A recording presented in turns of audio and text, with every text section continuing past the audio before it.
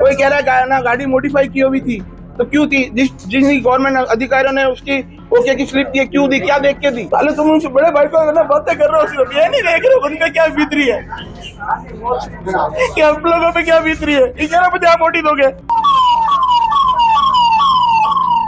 जैसलमेर बस हादसे ने पूरे देश को हिलाकर रख दिया है। मंगलवार के दिन तपती धूप के बीच अचानक गाड़ियों से खचाखच भरी एक एसी बस आग का गोला बनी और देखते ही देखते चंद सेकंडों में सब राख हो गया। 21 जिंदगियां आग की लपटों में जलकर तबाह हो गईं। बस में सवार लोग चीखते रहे, चिल्लाते रहे, खिड़कियों से कूदने की कोशिश करते रहे, लेकिन आग की लपटों के आगे सब बेबस थे। हादसे के 4 घंटे बाद तक बस की बॉडी इतनी गर्म थी कि पुलिस और रेस्क्यू टीम के लिए लोगों की लाश निकालना भी मुश्किल हो रहा था। हादसे के दौरान बस में 57 लोग सवार थे, जिसमें से अब तक 21 की मौत हो चुकी है और कहा यह जा रहा है कि यह संख्या और भी बढ़ सकती है, क्योंकि अभी कई ऐसे यात्री हैं जो गंभीर रूप से घायल हैं और अस्पताल में जिंदगी और मौत से जंग लड़ रहे हैं। इस दौरान अस्पताल में भर्ती परिजनों को देखने पहुंचे लोगों का प्रशासन पर ही गुस्सा फूट पड़ा, जिन्होंने अव्यवस्था के गंभीर आरोप लगाए। अरे सीएम साहब, क्यों नहीं सुन रहा लोगों की? 11 बजे डॉक्टर नहीं पहुंचे अभी तक। ये हाल है आप क्या हॉस्पिटलों के? ये सारे आमजन खड़े हैं। 11 बजे आपने ये टाइम क्यों रखा? कोई कह रहा है ना गाड़ी मॉडिफाई की हुई थी, तो क्यों थी? जिस गवर्नमेंट अधिकारियों ने उसकी ओके की स्लिप दी, क्यों दी? क्या देख के दी? जनहानि हमें हुई है और ये 4 दिन मुद्दा उठाओगे आप लोग भी, मीडिया को भी बता रहा हूँ। आपकी हिम्मत नहीं है उनको पकड़ने की या उनसे सवाल करने की। ये तो परिवार वाले हैं, आगे हम भी देख लेंगे टीवी में कितनी कार्रवाई करते हो आप। कल हमारे हाथ भी गुजर गया। 11 बजे आएंगे डॉक्टर, क्यों आएंगे 11 बजे? रिपोर्ट कब आएगी? इतना बड़ा हॉस्पिटल है, आप सब फैमिली वाले हो, सब आके खड़ो। अब लो हमारी मीडिया के माध्यम से फटाफट कार्रवाई कराओ और थोड़ा 11 बजे क्यों? इतना बड़े हॉस्पिटल आज जोधपुर में क्या डॉक्टरों की कमी है क्या? साले परिवार वाले रो रहे, किस पे क्या बीत रही है? आप एक एक के घर जाके देखो क्या स्थिति है। सब आप पूछ रहे हो कितने बजे हुई, आपको कैसे पता चला? ये भी तो पता करो, कोई डॉक्टर क्यों नहीं है? जाओ एक अधिकारी के पास, 11 बजे क्यों होगा? सवाल करो सीएम साहब से कि सर 11 बजे क्यों हो रही है? गेट पे चलो सब।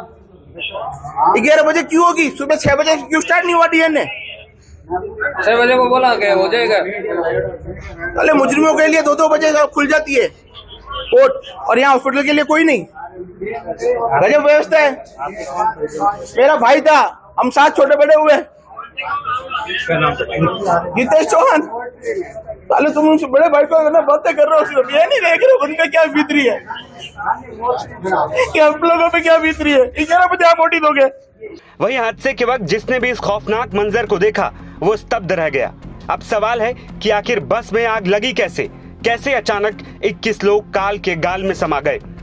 मालूम हो कि हादसे वाली बस को नॉर्मल से एसी में मॉडिफाई करवाया गया था और इसी सेंट्रल एसी में शॉर्ट सर्किट हादसे का कारण बना। केके ट्रैवल की इस नई बस को 5 दिन पहले ही इस रूट पर लगाया गया था। जानकारी के मुताबिक आग लगते ही धुआं भरने से बस का दरवाजा लॉक हो गया, जिसके चलते लोग छटपटाते रह गए, लेकिन समय होने के बावजूद बाहर नहीं निकल सके। इस हादसे में सेतरावा के लावारन गांव के महेंद्र मेघवाल का 5 लोगों का पूरा परिवार ही खत्म हो गया। महेंद्र मेघवाल, उनकी पत्नी और 3 बच्चे इस दर्दनाक हादसे में मौत का शिकार हो गए। हादसे को अपनी आंखों से देखने वाले एक चश्मदीद ने बताया कि लोग कांच तोड़कर कूदे और जान बचा लेने की गुहार लगाते रहे। हादसे के दौरान काफी देर तक कोई फायर ब्रिगेड की टीम नहीं आई। आखिर में आर्मी ने जेसीबी लगाकर बस का गेट तोड़ा और लोगों का रेस्क्यू किया। पर टोटल 16 घायल आए थे और टोटल 19 बॉडीज यहाँ पर आई थी।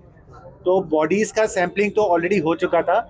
यहाँ पर अब क्या है, उनके डीएनए आइडेंटिफिकेशन के लिए पर डिसीज के 2 ब्लड रिलेटिव्स जो होते हैं उनके सैंपल यहाँ पर होने हैं।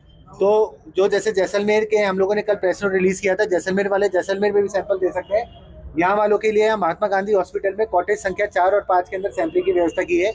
अब तक 9 लोगों ने अपने सैंपल दिए हैं। अभी एक इस तरह का भी केस आया है कि काफ़ी बूढ़ी एक मदर है जो यहाँ पर नहीं आ सकती, वो फलौदी की है, तो वहाँ फलौदी एडमिनिस्ट्रेशन से टाइप करके उनका सैंपल यहाँ पर मंगवा लिया जाएगा। अदर देन दैट सारे जो हैं सभी का इलाज यहाँ पर चल रहा है, जो भी बेस्ट पॉसिबल इलाज है वो इस टाइम पे दिया जा रहा है।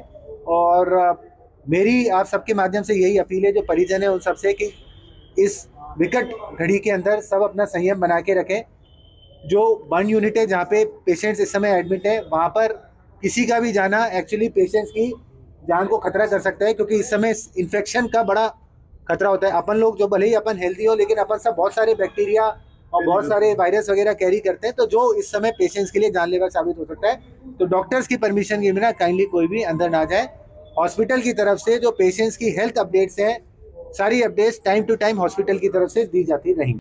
फिलहाल बस को सेना स्थल यानी कि वॉर म्यूजियम के पास लाकर मृतकों की पहचान के लिए डीएनए जांच की जा रही है। जले हुए यात्रियों की पहचान कर परिजनों को सौंपा जा रहा है। इस हादसे के बाद केंद्र सरकार ने मृतक आश्रितों को 2-2 लाख रुपए और घायलों को 50-50 हजार रुपए मुआवजा देने की भी घोषणा की है। स्थानीय लोगों ने बताया कि यह हादसा कुछ ही मिनट में घटा, लेकिन उसका खौफ इतना था कि अब भी इस इलाके में महसूस किया जा सकता है। जिस जगह बस खड़ी थी वहां की सड़कें अब भी काली हैं। हवा में जले रबर और मांस की गंध आ रही है।